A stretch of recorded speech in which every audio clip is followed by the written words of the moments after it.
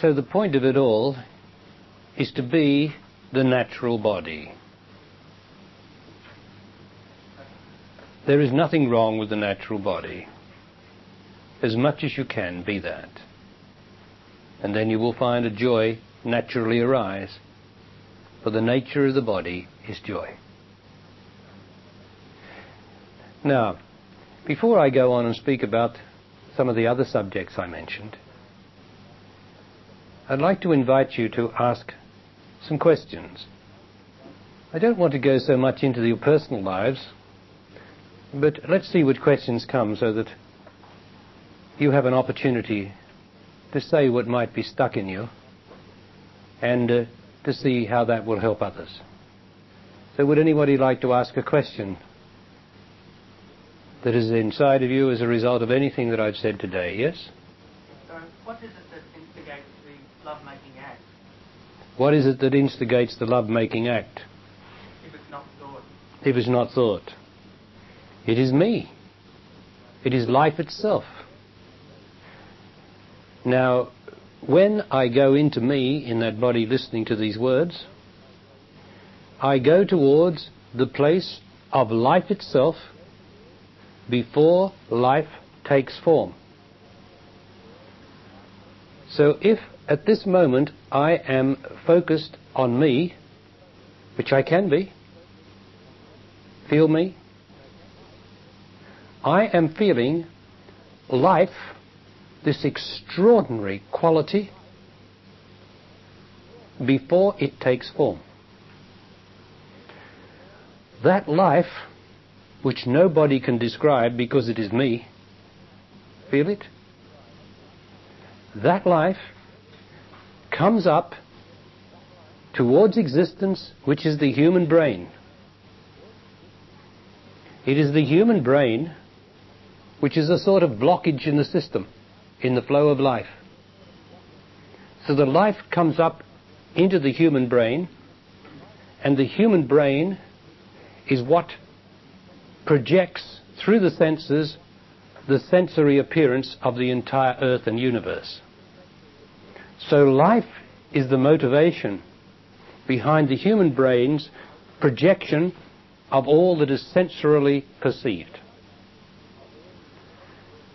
Having done that through the human brain, which divides everything into all these bodies, having done that, because it is life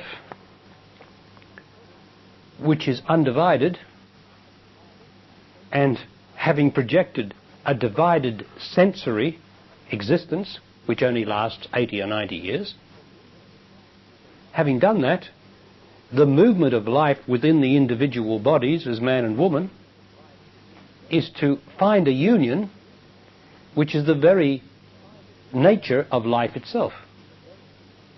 For in that pure life in there, which you can feel every moment and any moment rising, there is no division, no separation, nothing but union. So in the divided figures appearing as you and me, man and woman, there is a natural movement to have union. And if it were left to the bodies, which are the first form of life on earth, not bodies, there's only one body which is the first form of life on earth, and which body is that, man and woman? It is my body sitting on that chair listening to these words now. That's the first form of life that life takes, is it not? And then from my body, my senses, comes the projection and the recognition of the various divided bodies representing the whole of the earth and the whole of the people. So the first form of life is my body. This body. Now, if it were left to the body alone, or the bodies alone to make love, the body will always make love at precisely the right time. for it is an expression of life itself, which is the intelligence behind all the appearance of life, all sensory life. So life itself has to know what it's doing, because it determines the moment my body is born and the moment my body dies. Nothing else does. There are no accidents. Life runs it all. So if it could only be left to my body to make love when it is right, and everybody to make love when it is right, and not when I think it's right or think about it, then there would be no problem in love on earth. But the problem in love on earth comes because I have myself in my body. So my body is divided. There is my body and myself, which thinks this is the right food to eat, this is the right thing to do, this will make me healthier, this will make me more spiritual, this is the way to make love. And that is all dependent on what conditioning I've received from what I've read or been told. So myself consists of my conditioning of the past, whereas my body is now. But when myself gets into my body, it distorts the field of intelligence, which is my body, and starts to interfere with things. And it is myself that has caused sex. Now myself, being emotional unhappiness and pain inside of me, my body, myself gets hold of the love, the union that's coming through as pure life into my pure body. Myself is between my pure body and my pure life. And myself being pain, or a distorting influence of the good, looks to get something for itself.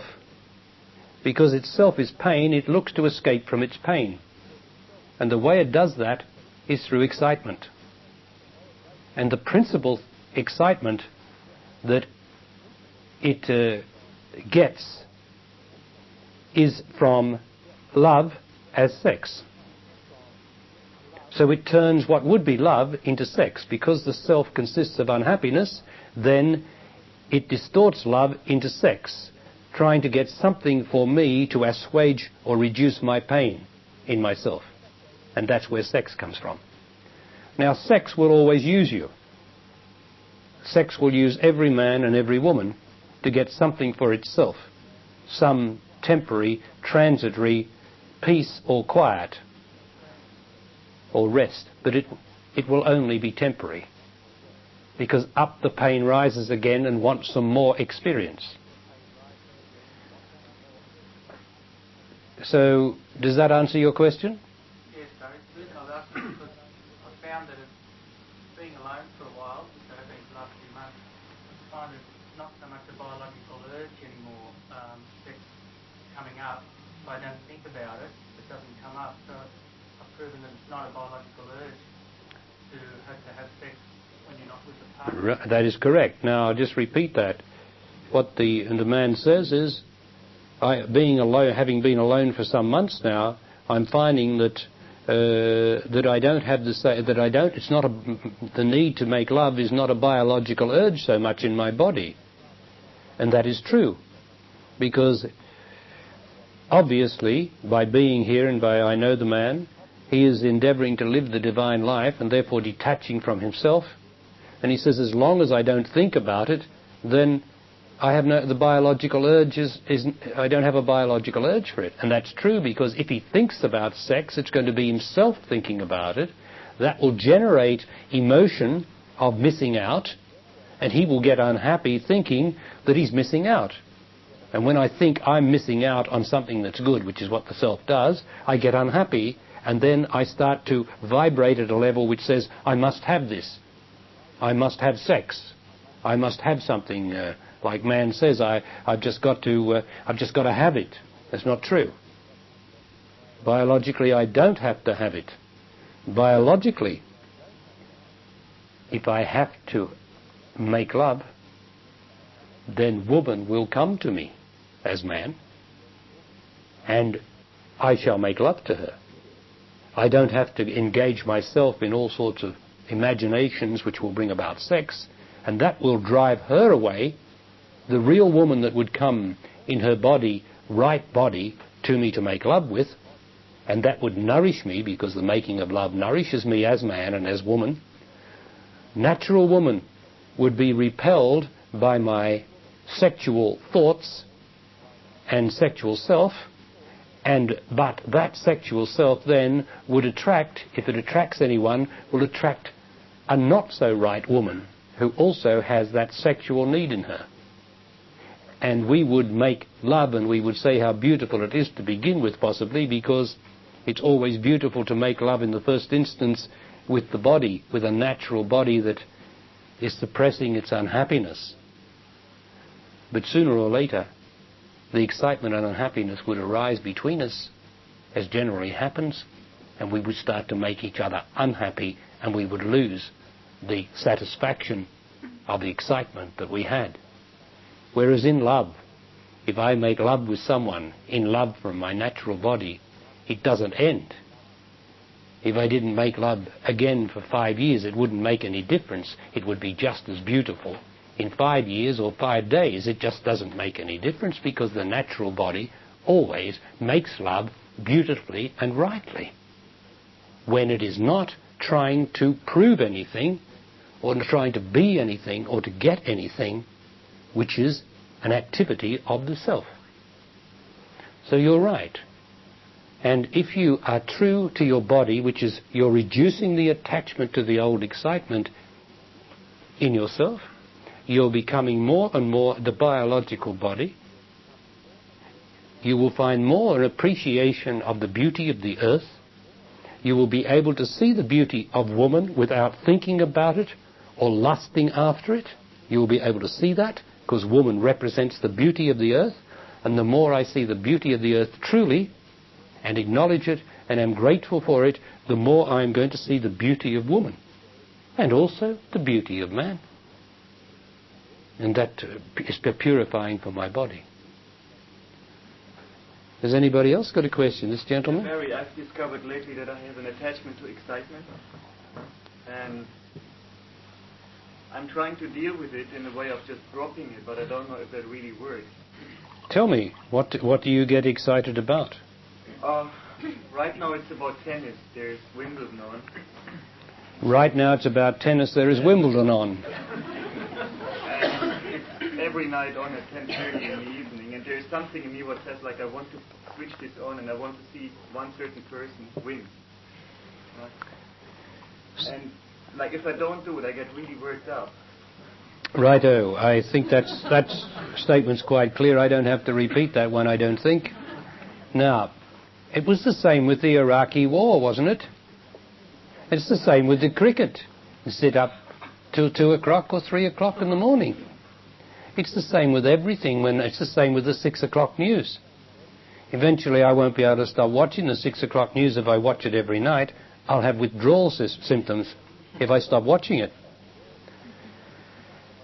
Now, there is nothing wrong with watching the cricket or the tennis. The only thing is that you are identified. You have identified yourself. You've attached yourself to it. The best way that I can suggest to you is don't watch it tonight.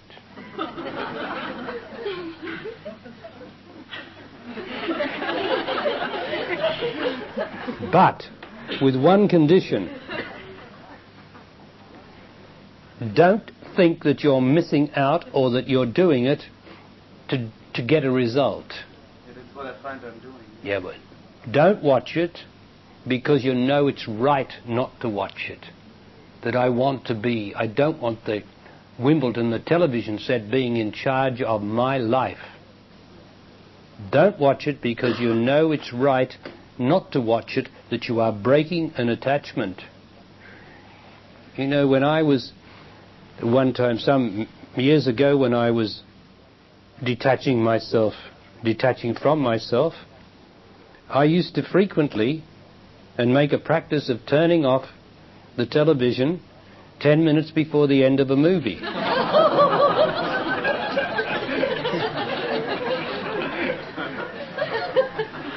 I really found that I could enjoy the movie and all the pictures and the colour and everything, and I didn't need to know what happened in the end. That was not germane to the enjoyment of the movie. That's a sort of a sexual thing where I'm looking forward to the end, to the orgasm, which is the end of the movie. It always comes at the end, doesn't it? So that's the same as an orgasm.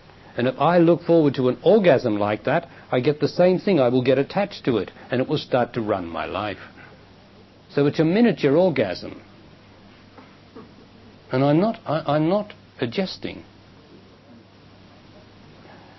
So if you, and it doesn't mean that I'm not putting anything on you. I'm saying it does not matter to me, and I'm not telling you what to do, but I am saying to break our attachment to an end.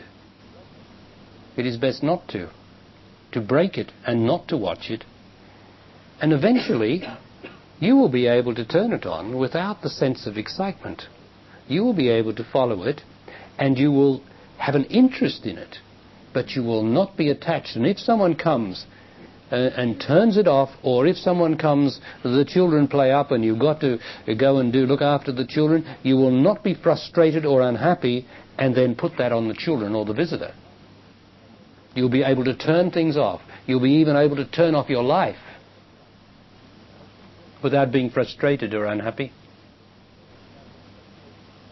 And that's what we're here for, isn't it? To be able to turn off. Another question. Can you... I'm sorry, I'm going to ask this. Am I ready to die now? Now I'm asking each one of you, am I ready to die now? Now, if I'm not ready to die now, why aren't I? Because I've got to say goodbye to somebody? That only means that I haven't said goodbye, I haven't been true. It only means that I'm looking forward to something that I've got to do tomorrow. And if I am, then I'm attached. I'm excited about something.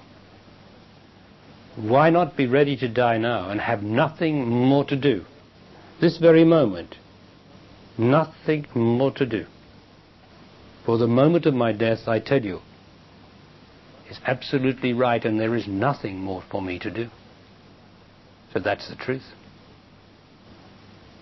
So you see, it's all connected, this being able to turn off. But it doesn't mean you only do it till you break the attachment to your own knowledge, and then you can enjoy anything. All right? Yes, yes, this lady.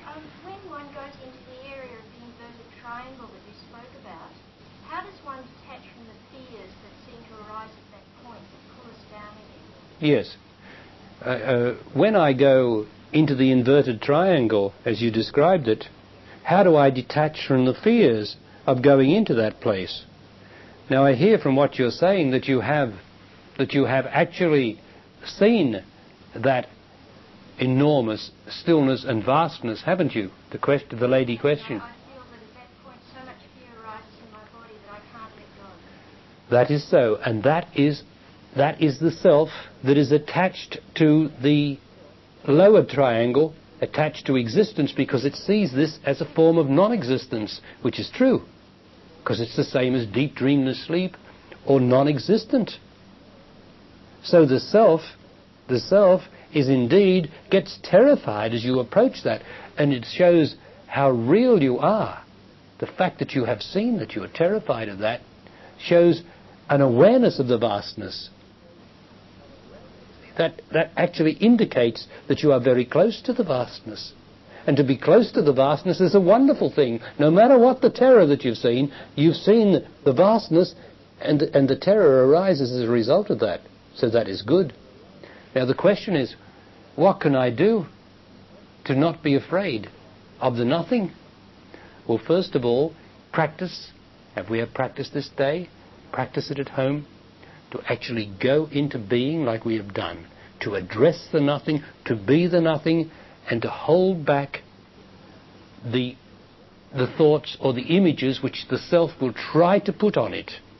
Because you are practicing being able to look into nothing, which is the most the rarest thing on earth is to be able to do this, because even the Buddha make a big noise about it. So it has to be pretty big if the Buddha still made such a noise about it that everybody's talking about it still after 3,000 years or whatever it is. And he said, as I've read the text, this is the important thing that he said, I am looking in to the void, and then I see something arise. And that he didn't say, it is myself. He didn't say that because he didn't have the knowledge that I have. I see something arise, and it is myself. One thing that he had to face was Mara, the sexual woman in him. Wasn't sexual at all. It was his self. It was his own sexuality to do with his love of woman. For the Buddha, as the man Gautama, which is what he was all the time, he's only Gautama as I'm very long, the man, had a very, very indulgent sexual life as a prince. And so nothing is lost, and all his sexuality and his lack of love, and also his love, but his sexuality, his sexual indulgence with women since a very early age, that was still in him. That became his self. And all that excitement, even though he determined to do something else to find the truth, he still had that inside of him in his subconscious. That was his self. So when he sits down under the Boyang, not the Boyang, good heavens, that's an Australian comic strip, under the Bodhi tree, he looks in, and the first thing that he sees, just like we do here, is myself arising. And it comes up as the sexual woman, tempting him to make love. His particular necessity was to keep the mind steady and not to give in to it. Even though she starts to undressed, she sits on his lap, naked, but still he keeps the mind steady. This was what he had to do to overcome his sexuality, his attachment to the sexual love of woman instead of loving woman. So that's what happened. And then she disappeared, for he saw through his self, his sexual self.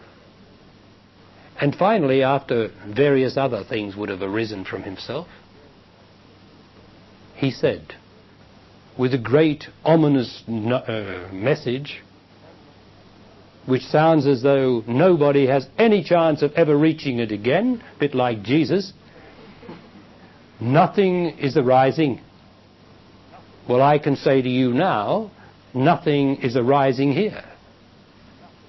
I am in the void.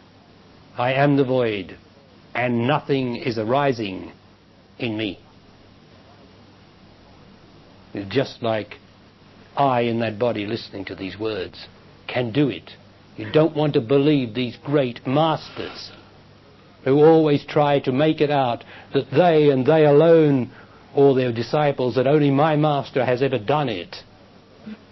It is accessible to you all, for you are man and woman, and there is nothing on this earth but man and woman. Nothing. No masters, nothing but a man or a woman is the only master. There are no gods, or we are all gods in various stages of the realization of the divine truth, which is the divine God. But it's always in a man or a woman.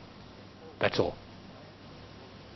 But the point is, nothing arising. So look now, this very moment. Don't look with your mind, your analytical mind. Be in the being. And don't disbelieve. Nothing's arising. Nothing arising is life itself. That which has no attributes, that which cannot be described by any mind or any scientist, can only be called nothing. because it's me. No distinction, no separation from me, who is nothing. Nothing arising, and that can be described as the void. But to give it the word void suggests an emptiness, where really it is an emptiedness, emptied of myself and pure life.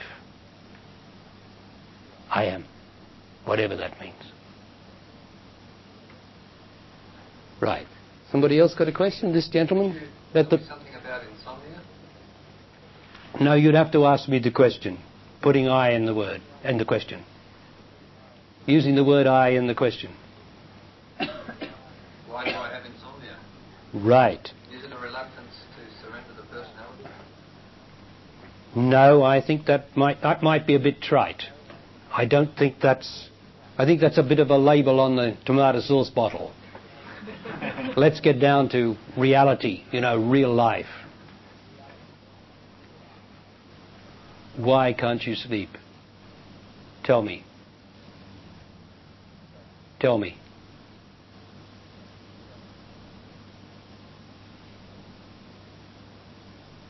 Not really certain. Okay. I ask you because I know you know, but you haven't realized that you know yet. What is the problem in your life?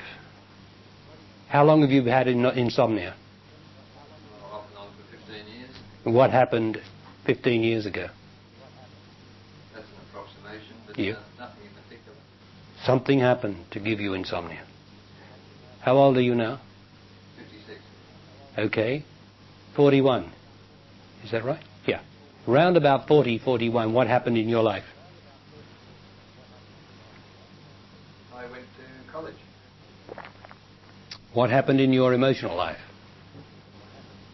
Woman? Love? Nothing. Children? That wasn't happening already. Relationships coming and going. No particular one? No particular trauma? No. I mean, it could be 20 years, I can't say. Okay, what happened 20 years ago? Going for the trauma. We've got to go for the trauma. What is the most traumatic moment in your life? If you haven't blocked it out. Oh, probably loss of partners. Yeah, but one particular one. Loss of your own self-esteem. What happened? Are you ashamed of anything? You don't have to tell me what it is. Are you ashamed of anything in your life? Anything you have done? I think when the marriages fall apart and there's children, you get caught up in all that. How long ago?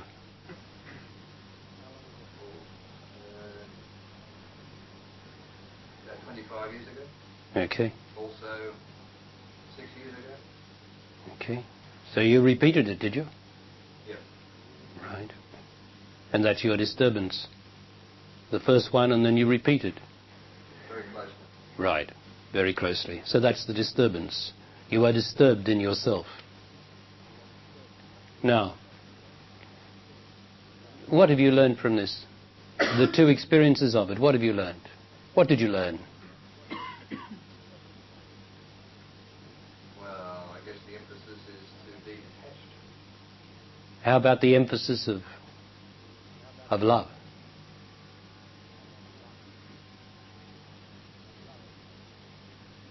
Did you love enough? Well, I thought I did. Yeah, you thought it did. Fair enough. That's fair enough. We can only do our best. Are you afraid to love now? No. Do you love? Yes. Right. Do you have a woman? No. Are you when was your last relationship partnership? 4 years. Are you afraid to enter into partnership? No. You sure of that? Well, occasionally I might think it might be others, but mostly I'm not afraid. Okay. Well, you will have to look and see. There is something in your past that is keeping you from sleeping. Something that is troubling you. Something that you've done and repeated, and you're not saying what you have learnt. what you won't ever do again to anyone, or how you will do it. You've got to face what you learnt from those two experiences. And you will find that you are afraid of going into a relationship again, in case you may repeat. And you are inclined to repeat what you did before, unless you face the value that you received from the both experiences. And you have to utter those to yourself. You have to get it out and say, I will never treat anyone like that again. I will never be casual like I was then. I will never do that like I did then. I know better now. So you have to face yourself. And yourself is hidden in there, in the ignorance of how you behaved then. That's not to blame you, because we all behaved then, and we learn from that, and we're different now.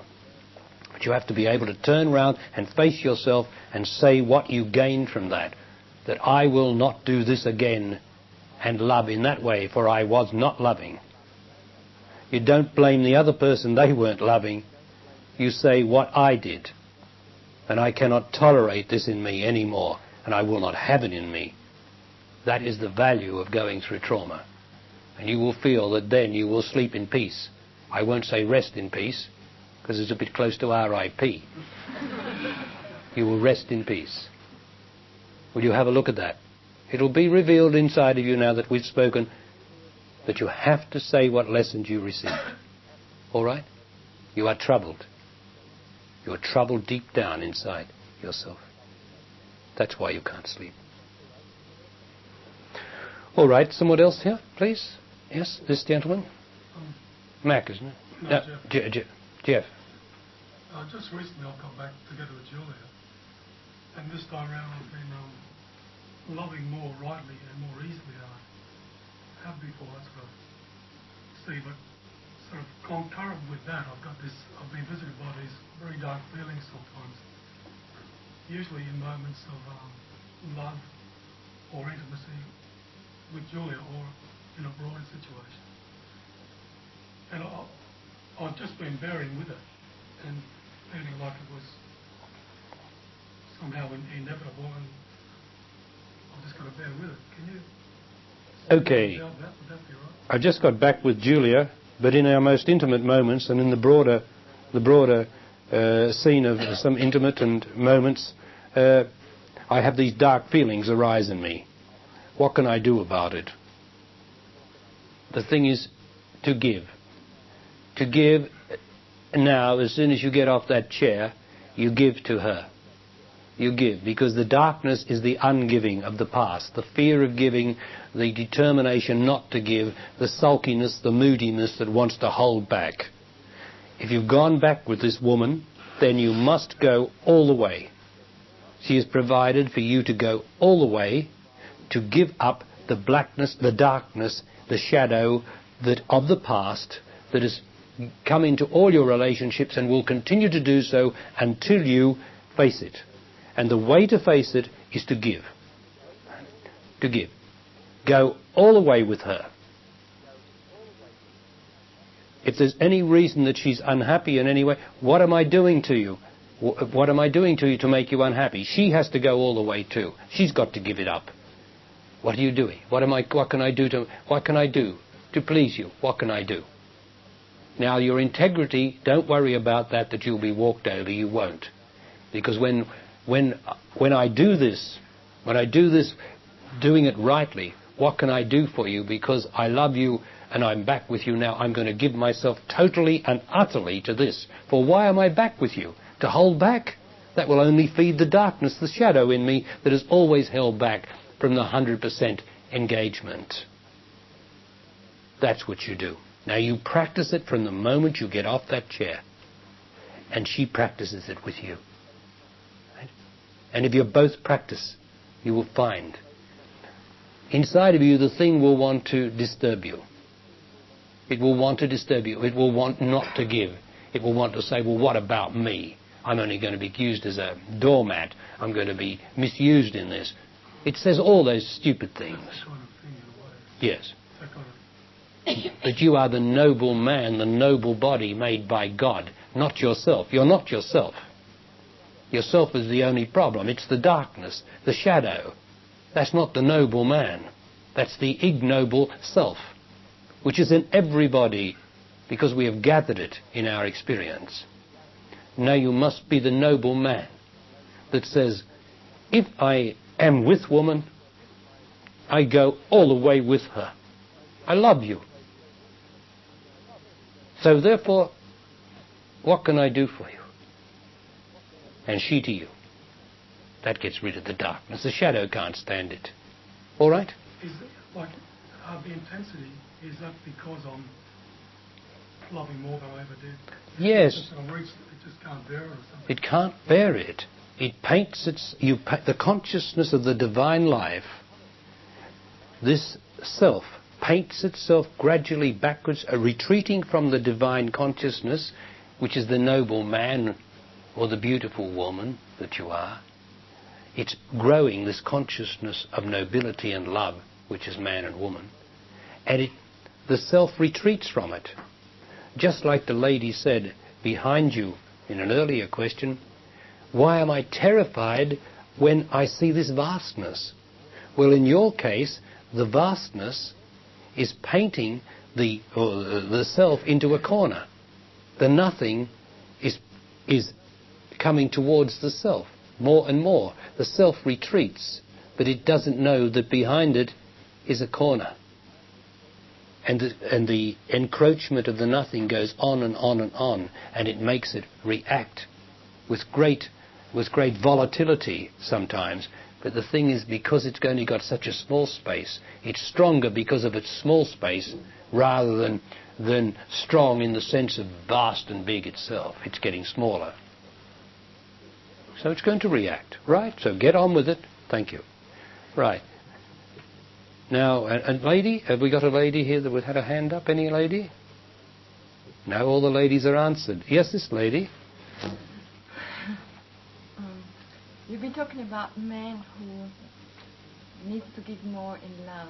And what about women when, like me, when I'm in love, but it's like I feel like I'm giving all of it, all my love, and I feel like, and I do create men who actually run away from that, and so I feel like more I have to, maybe I should hold it back and just keep it more into myself.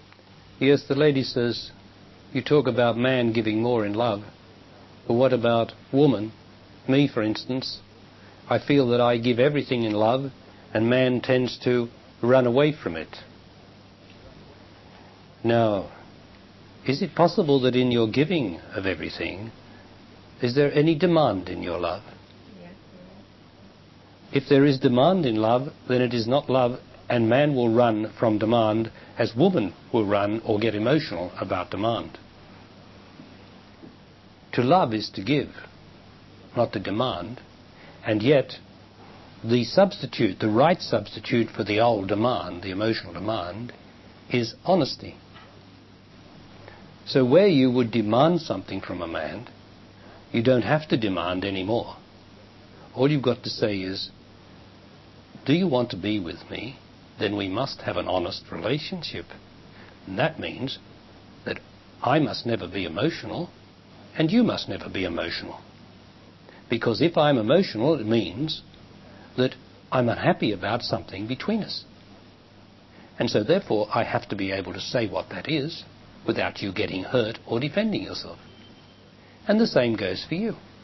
Once I start to do that, I don't have to demand love from a man. We then have it straight and open and honest. Because demand will make you emotional, and that will drive him away. Isn't that true? What do you mean with demand? Like right. What do I mean? What? Yeah, with demanding. It's like demanding. Things, like the energy. Getting emotional, wanting him to love you. Why don't you love me more? Is the cause of man. He'll run away. He'll say, what do you mean? Instead of saying to him, do you want to be with me? You've got to first of all get him to want to be with you, haven't you? Eh? It's a good simple question, isn't it? Because if he says no, then you say, well, great, that's the solution. Go. Because who wants a man who doesn't want to be with you? But the fearing self might avoid that question because it wants to be with him, even if he doesn't love you. And that causes more and more emotional and makes you demand love from him, and that pushes him away. So if the man says, yes, I want to be with you, then you have to say, right, well, there's no reason for us to be. If I get emotional, then it can only be because there's something between us. And if I can say what it is, then we'll get it straightened out. It's because we don't do that, you see, that we get unhappy. All right? So you've got to have honesty before love. But everybody goes for love before honesty. And a dishonest love is a crucifixion. All right, then one more question from the man. Yes, this man? Barry, It's Kevin, isn't it? Kevin, Yes, Kevin. Yes. Since a couple of months ago, my father, the dying process accelerated in my father, and I've felt, for no reason, pain in my own body. The physical dying process in your father? Yes. Is he approaching death now? He's got cancer, yes. I've been feeling this pain in my own body, and I'm wondering whether, for no reason that I know of, that I've got this pain, is there any connection between the two? Is there any connection? I feel this pain in me. My father's dying, and for some reason I feel the pain of his dying inside my body. Is there any connection? And the connection, yes, is in the self and the attachment to him of the boy that you were, or somewhere in the past where you loved him. Not the man that you are, but the boy that you were. The man is quite capable of being able to love, and to love in stillness and brightness, but the boy somewhere or another hasn't united with the man. So you had an attachment to your father, it would seem to me, in your earlier days. Is that true? And that attachment of the boy, whatever age he was, is still living in your subconscious. So the man can handle it, and he says, well, I don't know why it's there, but it's there. But the boy is still down there as an emotion, as an attachment to Dad. So that's where it's coming from. Your attachment is contracting as it sees him dying. So the boy, the attachment, feels it's dying, or equivalent to that by feeling pain inside you. So, are you able to speak to your dad? Yes, I have been able to speak to him. Right. And do you hold anything against him or anyway, or? No, I don't. I mean, there were times when I hated him, but I've forgiven him now. Have you spoken to him? I have spoken to him, yes. About that? Yes, I can, yes. And told him that you love him? Yes. Mm-hmm. Righto. Well, after this conversation now, I would go to your dad and just say to him and tell him that you just wanted to say to him that as a boy, I loved you very much, Dad. As a matter of fact, I was very attached to you. And I just want to say that. But I want to tell you now that I love you, and that I'm not attached to you, Dad, because I love you. And does he know he's dying? He does. I told him. Yes. Yeah, good. No one else. No. And because you are facing death, which is only deep dreamless sleep, but you don't return, so there's no problem with it because you're facing that. I just want to tell you that I love you, Dad, and dead or alive, it makes no difference, because it just makes no difference, love. I'm not attached to you. As long as you're able to get now we've had this conversation about the past and the boy, you will find that eases it. And you have to look and see that, it's the boy downstairs. It's not the man. The man can accept the facts of it and in love. All right? Okay. Good. Okay. All right, then I was going to speak about a couple of matters. Go on, and we'll go to some questions again later. But before I go on, let's go into me again. This is practicing the being. Now, this is not practicing the presence. There was a great teaching by who was it? What's his name? Practicing the presence. Goldsmith. Now that was a great thing, practicing the presence. But this is not practicing the presence. There's no presence in being. That's the wonder of it. It's me. A presence suggests that there's presence and there's something looking at the presence. So there's two. There's still duality. The idea is to be without any reference backwards or forwards, without any knowing whatever. You just disappear into this being. The mind, of course, which always divides everything into yes and no or this and that, can't get it together. So it says, when I'm in this being, the mind tries to say, oh, that's good, oh, that's it.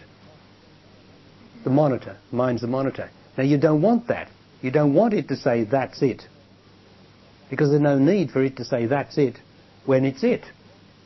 It's a little Sirocco, a monitor. So as you get rid of the monitor and you stay in the state of being and you don't doubt, you don't fear, because there's no need to fear, you just go into the state, you will feel, even though there's no pictures come across, no thoughts, you may at times feel the restlessness of the mind at the extremity, what appears to be the extremity of the being. Here's the being and everything is still. And everything is, there's only being here. And yet you can feel a perturbation out there, which is the mind trying to put some picture or something on being.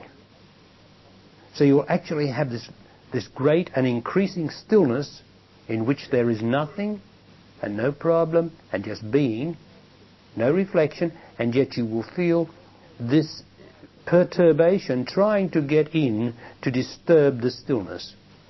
This is because this is taking place in consciousness, and consciousness can be in two places at once. Consciousness is not disturbed by this perturbation because the consciousness is greater, but you can see this existence trying to get in to non-existence, which is being. So when you feel that, don't reflect on it. It's instantaneous knowledge, it's implicit, and you will know that it's just the mind trying to get into the stillness and disturb the stillness. So just know the being. So let us do it. Now breathe out immediately, and then breathe in 3 or 4 times into the diaphragm or the belly,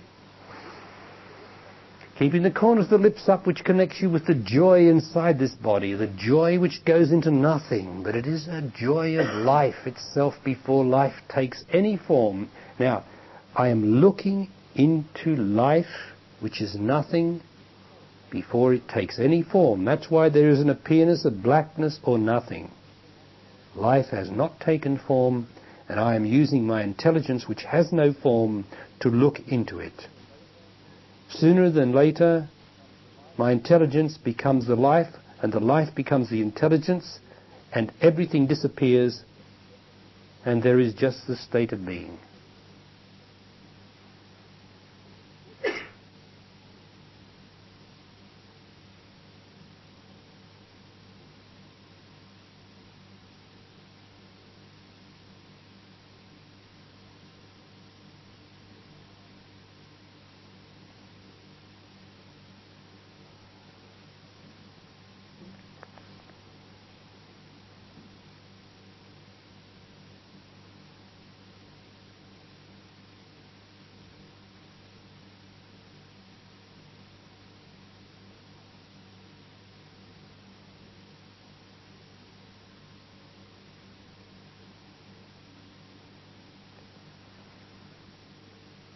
Now you can still be this state while I am speaking with you.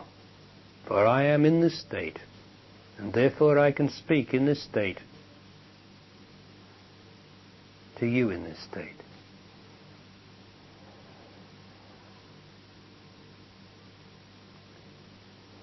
To begin with, I am looking at nothing. It could be said, I look at nothing. I am the subject, and I am looking at nothing. Now, because nothing is not an object, as there is no object, I then disappears. you can only have I when there is an object. And you can only have an object when there is I who's looking at it.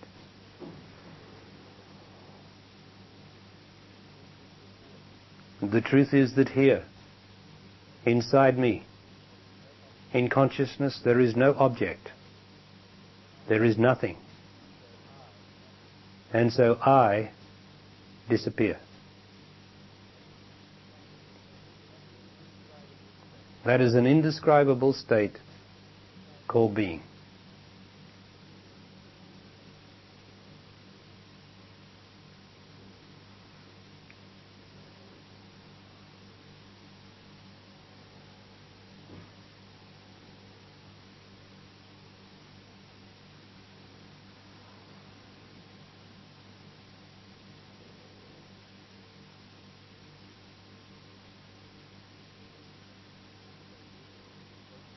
So being is an open-ended state.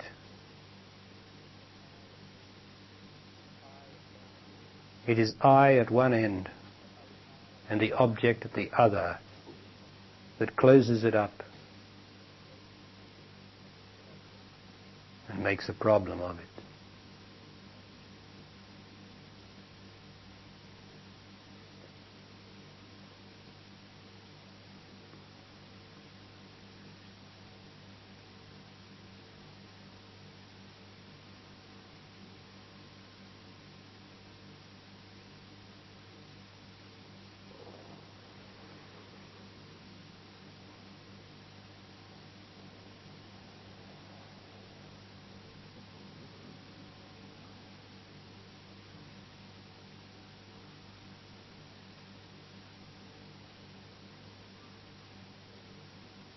Now stay with me. Me is nothing. I have to use the word me to describe being. Stay with me.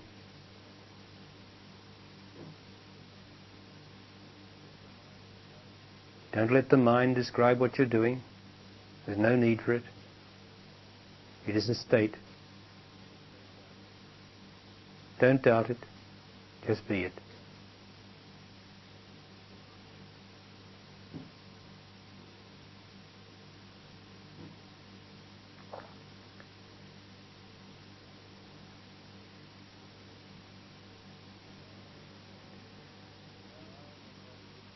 Now I am that body listening to these words. In looking into nothing, I am looking into the inverted triangle, the vast infinity of the emptiedness that is the Buddha's void, of nothing arising.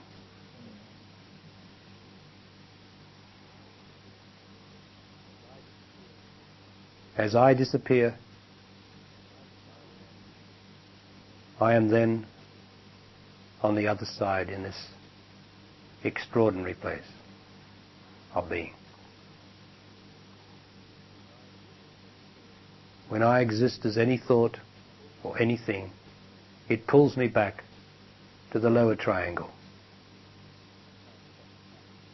And I can't cross the line or the point. So I am practicing being this greater part.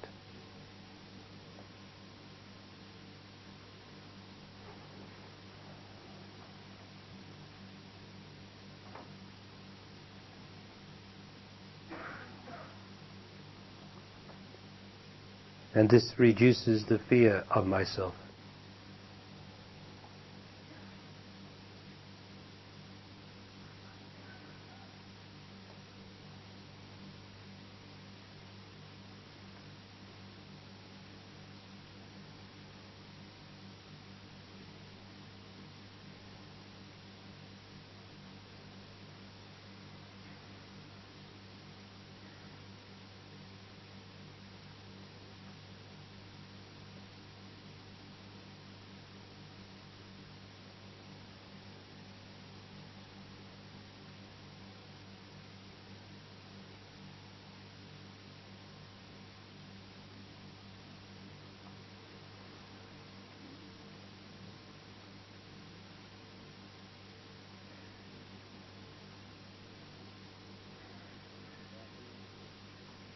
Now being here, being consciousness, being nothing. Open the eyes and you automatically, I entered the world of awareness. I do not need to leave the world of consciousness, for consciousness is in both places at once. This is what you are practicing here.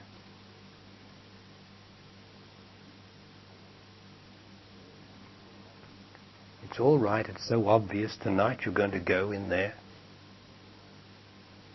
for several hours into deep dreamless sleep. That's only what you've been looking at.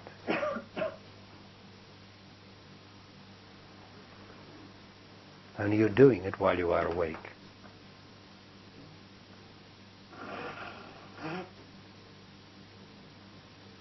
So this world out here, nothing can get together for long.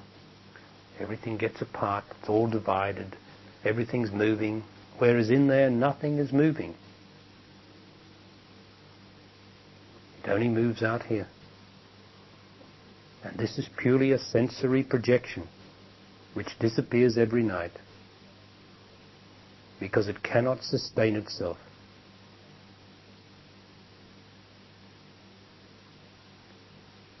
So stay in there and be out here. And then you are better able to address the results of yourself as the circumstances of your life. Now you've heard me say many times that the reciprocal of being within is to get your life right outside. For you will be unable to descend into me. You'll be unable to get through yourself while you are emotionally disturbed. And the only thing that disturbs us emotionally is the external life or the thought about it. And because emotion is so much more coarse than the sweet stillness of me, it is the emotion that gets my attention and therefore seems to cut out the being of me. If I can get my life right, the emotions start to settle down in myself. And then I have a harmony between me and myself, which allows an interaction that is right. Because it is right to be in existence if I am in existence. And there must be no division between me and my existence. And the self is what causes that division and stops the harmony of life from flowing through from nothing into something which is all this out here. And so tonight I will go back into nothing in deep dreamless sleep. And then tomorrow morning perhaps I will rise and come out as the flowing tide into existence. And because I cannot sustain this existence, I will go back into nothing. And so it's always from nothing to something, and from something to nothing. As the breath comes in and out, everything is in and out. And that's a harmony that refreshes the sea and everything. It's only the self that gets in between and stops that harmony. So I was going to talk about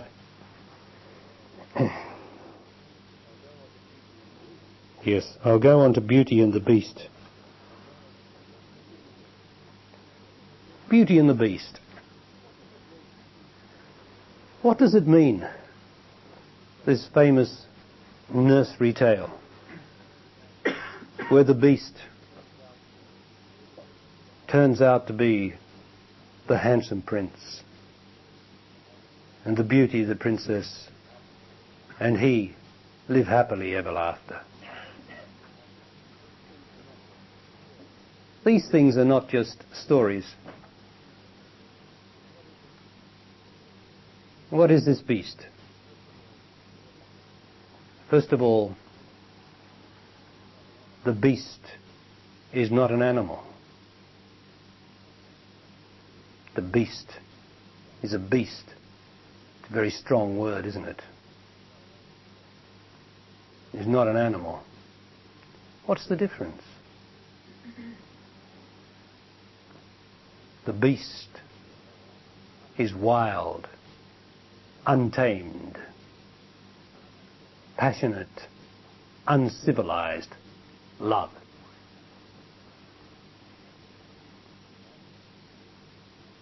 The animal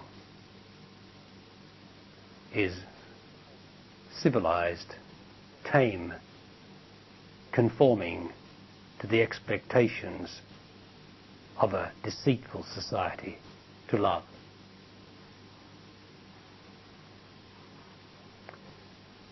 In each of us is the beast, the wild one, the extraordinary passion, the untamed, the free, the very sweetness, joy, glory of life as a man or woman. The animal has been tamed, suppressed, its spirit broken. It now does what everybody does, conforms. You know what I'm talking about, don't you? But the beast is holy. The only thing is, we have a facility as man or woman, a creative facility that no animal can have, although we are animals. We are reflective animals. We have what is called a self-consciousness. It's a wrong word, self-consciousness. It's an ability to reflect, which the animal doesn't have. The animal is instinctive. It does not have the ability to reflect. Its expression of its experience, there's no thought about it. It just comes instinctively from it. Whereas we have the ability to reflect on our experience, to reflect on ourself, which is where the word self-conscious comes from, which is a wrong word, because I say you must not reflect on yourself. You must reflect on me, which is not yourself. Not unhappy, because if you reflect on yourself, you will generate emotion and unhappiness. Now the animal, man and woman, reflects on their self. They've been taught to reflect on their self. That's how the passion got tamed in you. That's how you gave up. You gave up your wildness. And you're now, by making you reflect on yourself. And when you reflect on yourself, you get guilty. You get impatient. You get sorrowful. You get sadness. You get resentful. You get jealous. All that is the animal reflecting on itself, tamed, conforming, becoming doubtful, self-doubtful, not free anymore. The beast. Now the beast cannot be allowed in this world to be what it feels it is. It has to have the restraint. A restraint that is called love. For the beast, when the princess met the beast,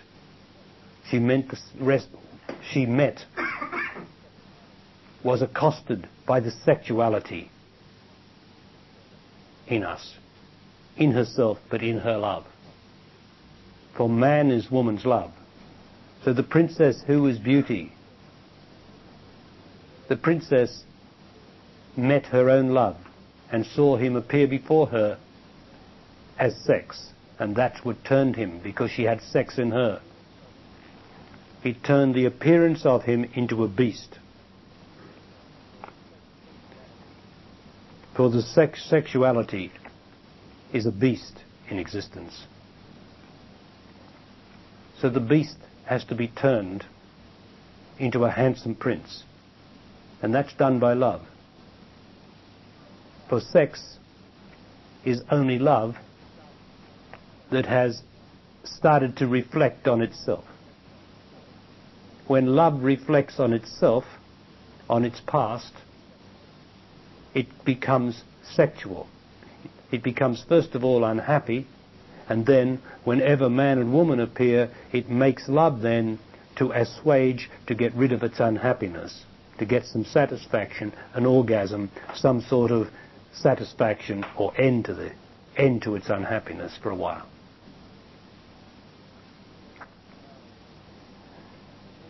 Now, you know where I come from.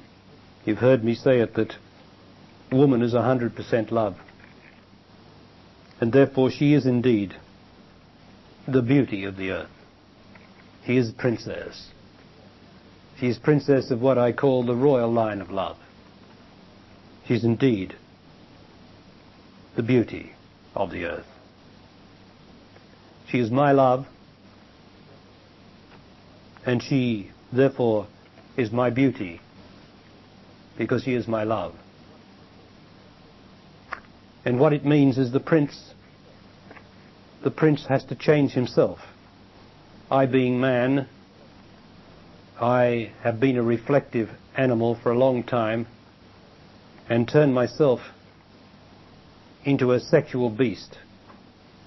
And my beauty is hidden under the appearance of this awful-looking beast. But my woman, my love, which is every woman here, recognizes me. She just can't help but love me through the appearance of things, because she sees that I am the noble man underneath, that I have acquired in my 10% of, I am also 90% love, but 10% something to do. That's what my definition of man is. I have acquired sexuality because in my 10% something to do, I have been thinking more about sex than woman. It was I, in my 10% of something to do, I reflected on love, on myself, and turned love into sex. That created a beast appearance of me, something that is horrific or very, very frightening to my love. But because underneath I am a prince, a noble man, then, and because I see this beautiful princess, my lover's woman,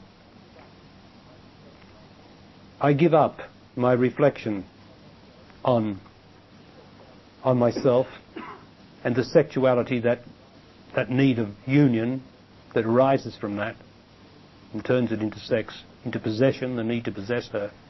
I give that up. And I say to her, look, I'm not like this. She says, you do look horrible. You do look awful. She said, but I'm not like this. Doesn't every man say that inside himself? Of course you do. I'm not like this. I'm tender and I am loving and I am sweet and beautiful. And the princess says, yes, you certainly look horrible, but I love you. But I love you. But that doesn't mean that you can have me. And the prince, the beast, says, I know what I must do. I must love you instead of loving myself. For I have been loving myself, and it's turned me into this dreadful appearance, which is the sex that has changed my appearance. To love you, then if I say I love you, I must go all the way.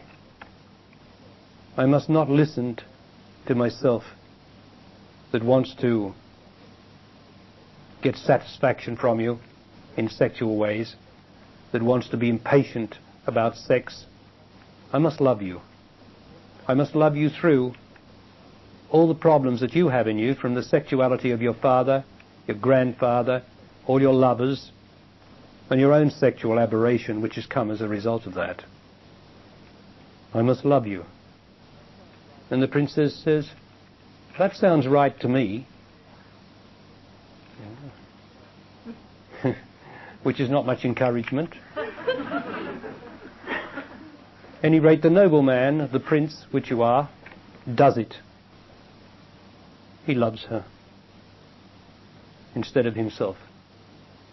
He doesn't reflect on himself. He reflects less and less on himself. He does not resort to pornographic reading or watching pornographic videos. He doesn't think about sex or love. He only makes it with his beautiful body instead of thinking about it and reflecting on it. And as he does that,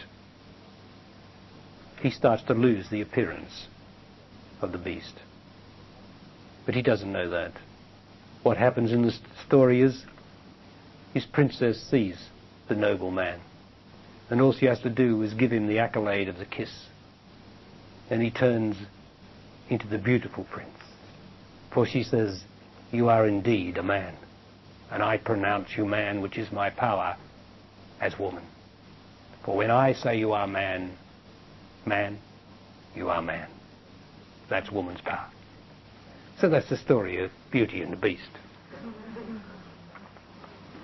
But I must say again that the beast is in woman while she's looking for orgasm, while she is reflecting, thinking about sex instead of making love, that this has been put into her, but at the same time now herself has taken it on in many cases.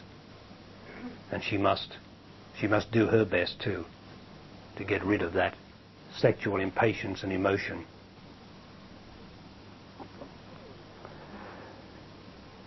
So, right.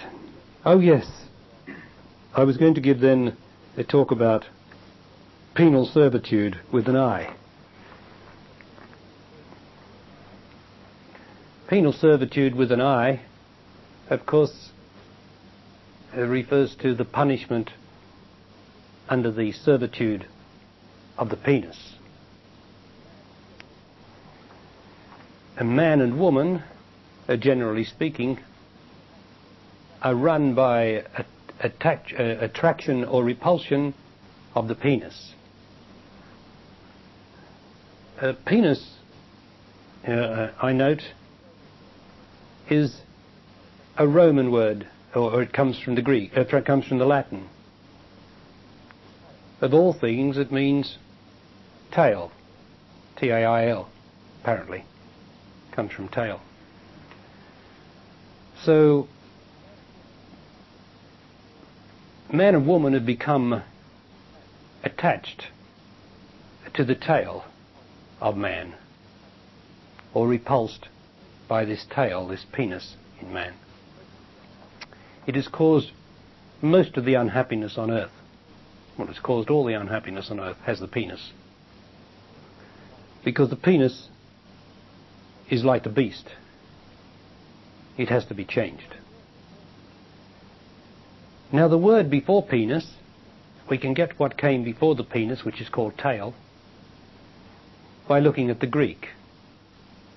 The Greeks were before the Romans, before the Latin, where I come from anyway. And the Greek word for penis is phallus. And phallus doesn't mean tail.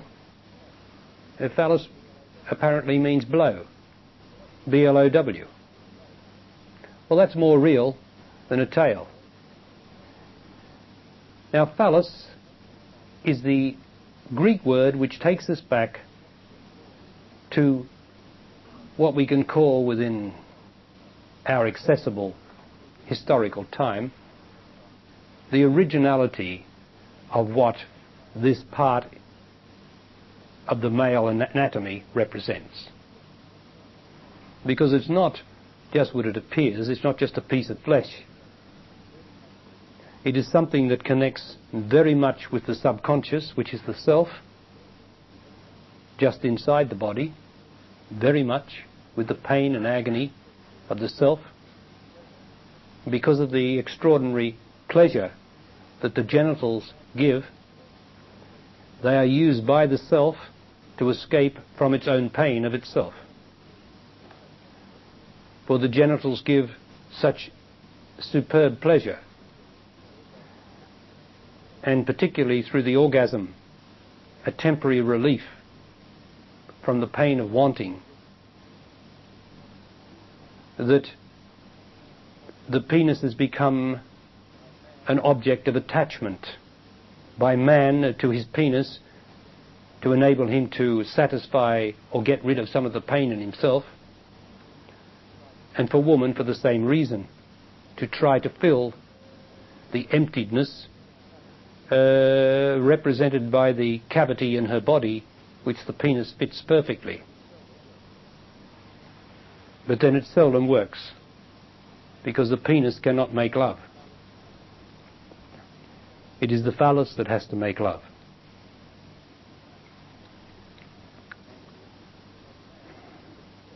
And as man gets rid of his sexuality, he gets rid of his tail. He gets rid of his past.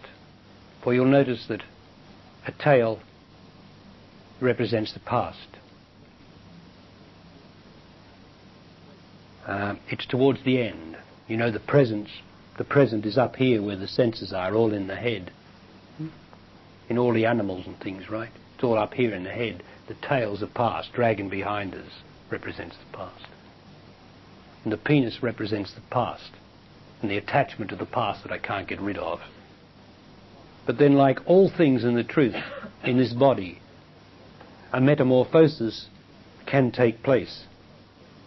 So the penis can actually metamorphose into a phallus.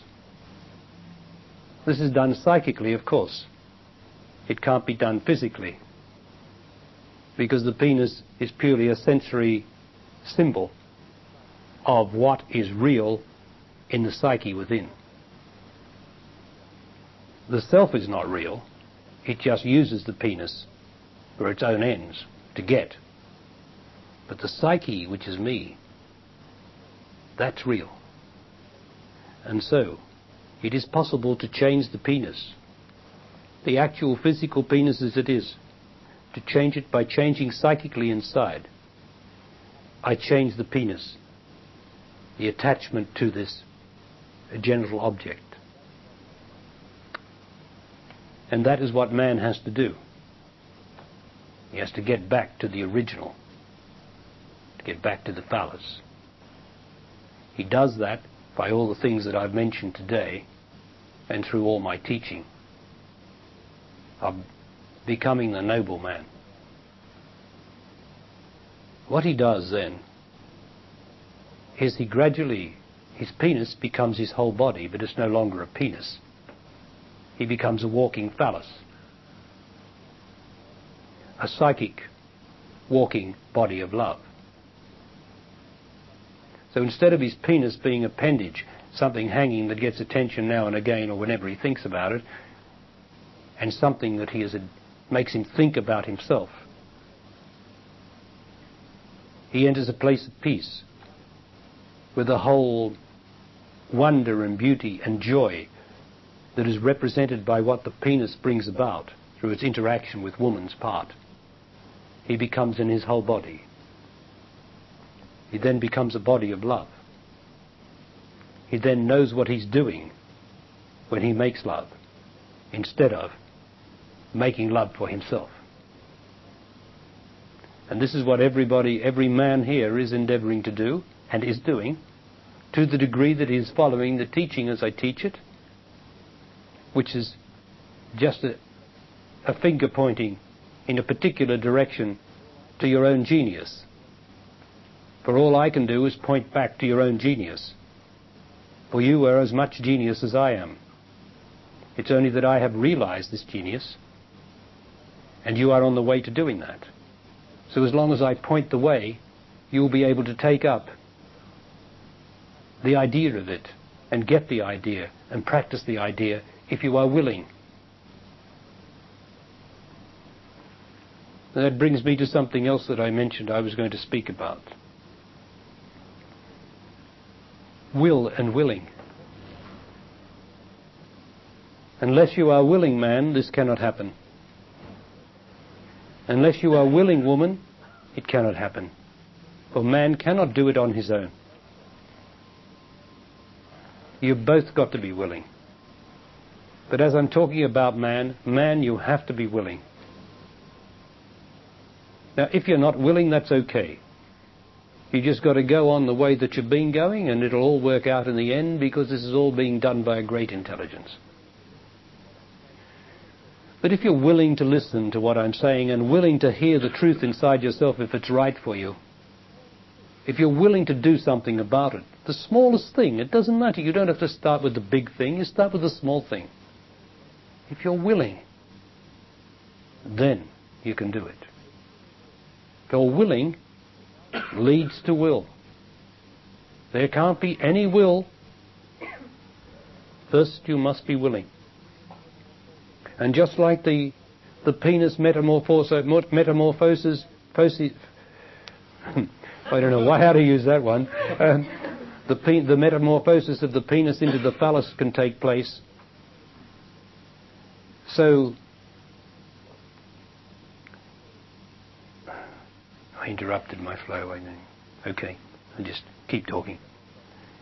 So you can metamorphose from the attachment to that state, from sex to love. But it has to become a total thing. What has happened is that the penis has been taken out of context. That's what makes it a penis. There's a great focus. There's either attachment or a repulsion to it. They're both the same. Repulsion is it's still attachment to all the trouble that it causes, to all the problem that it causes.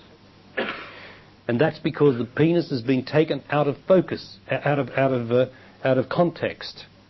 When you take anything out of context, you start to get attached to it or you get repulsed by it. When you start to be the phallus, you don't take love and sex out of context. You keep it where it is. You don't get excited about it. You don't think about it. You don't imagine it. You make love or you don't make love. It is a moment-to-moment thing. You don't take it out of context, of the whole of your life.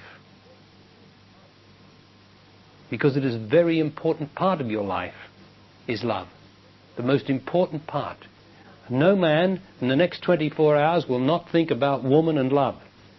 Every man. And 24 hours? Could we make that an hour? Probably. And every woman will think about love in the same period, if not more often. For as the poet said, love is, as of man's life, a thing apart, is woman's whole existence, and that's pretty right. So it is the very substance, the very quality of your existence is love. And so that love can very easily be turned into sex by self-reflection. And it is to give up self-reflection that gets rid of sex and starts to take me, woman, into love, and man to be love. All right then. Now, would anybody like to ask me a question? This lady, yes, is it Eve? Oh, woman's change of life. Yes, so it was. Yes, right. Okay. Now, the change of life in woman is pretty important, isn't it? Every woman goes through it, apparently. It represents when woman can no longer produce bundles of love, can not produce herself in physical form anymore. It represents when woman, instead of just being lover, becomes lover, Mother Earth. She gives up her bearing capacity, childbearing capacity, to become symbolic of Mother Earth. She is no longer a mother of babies, she is a mother of men and of women. More and more does she then enter the experience of being pure love. This is what it symbolizes. Her love is no longer distracted into this one or that one, or shouldn't be. She becomes more expansive. It's like passing through from the lower triangle to the inverted triangle. Her love, which she has made and grown into as an active, loving woman and mother, if she was, can now be poured into a total loving life in which she is mother to the earth, representing the earth. She is not an individual woman anymore. Her opportunity is to become a vast woman, the vast mother, represented by Mother Earth. This is what it is for. It is a long change, psychic change, that happens in her. And it is not an easy one. And there's lots of psychological changes that happen in her. But I trust that every woman here, when she comes out, is going to know you are then lover, mother. Not mother of somebody, but lover, mother. For you do not lose the opportunity to love. As a matter of fact, it is a time when you can help man to love more than ever. Because of you are now focused on the love of man, utterly and completely. And you can give him that nourishment and that experience and that wonder of your mature flesh, which you cannot give when you are distracted as much on the other side of the change of life. So it is a wondrous thing. The only thing that has become a bit pathetic as we then become grandmothers or aunties or something else, focused on looking at other bodies to give us the love, instead of cherishing all and giving them my love of God, which is my love as woman, everywhere that I can, that it is available for me to give. Not my physical love, that is dependent on how I am moved, but to give my sweet nature, to know what my life's about, that life is about love, that I am not addicted to sex anymore, because the opportunity, I do not need sex anymore, I am love. And that's what it represents. In the earlier stages, indeed, the young woman, active sexual woman, has to drive into love, drive into man, and raise her family and do what she's got to do. But do know that finally you're going to pass through this. And it is a place of detachment. For you, it is the whole experience of it is detaching from what you have been before, psychologically. And you can make the transition by growing into this love that is represented, I tell you, by the Mother Earth, that is no longer particular in terms of who it loves, but is open as the love of God, which is the love of woman. For I tell you that I love woman as my love of God.